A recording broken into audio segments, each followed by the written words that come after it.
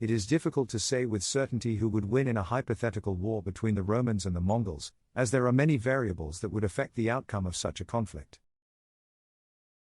However, it is possible to make some educated guesses based on what we know about the two civilizations and their military capabilities.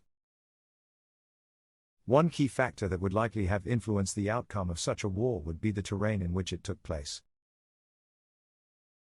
The Mongols were highly skilled at fighting in the open steppes of Central Asia, where their mobility and horsemanship gave them a significant advantage.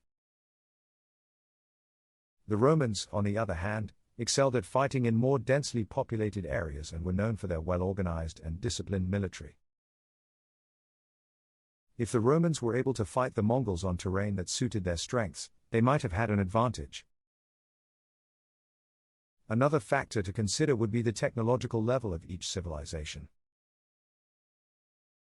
The Romans were known for their advanced engineering and military technology, such as their use of armor, artillery, and well-constructed fortifications. The Mongols, on the other hand, were more reliant on traditional weapons such as bows and arrows, lances, and swords. If the Romans were able to use their technological advantage to overcome the Mongols' mobility and tactics, they might have had an advantage in a war between the two civilizations. It is also worth noting that the Mongols and the Romans lived in very different times and had very different cultural and political contexts.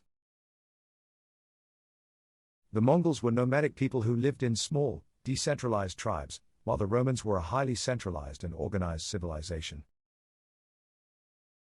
These differences in political structure and cultural values could have had a significant impact on the outcome of a hypothetical war between the two civilizations. Ultimately, it is impossible to say for sure who would win in a war between the Mongols and the Romans. Both civilizations were highly skilled and accomplished in their own ways, and the outcome of such a conflict would have depended on a wide range of factors.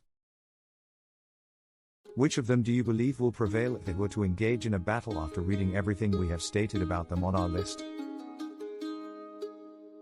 Which of them do you believe will prevail if they were to engage in a battle after reading everything we have stated about them on our list?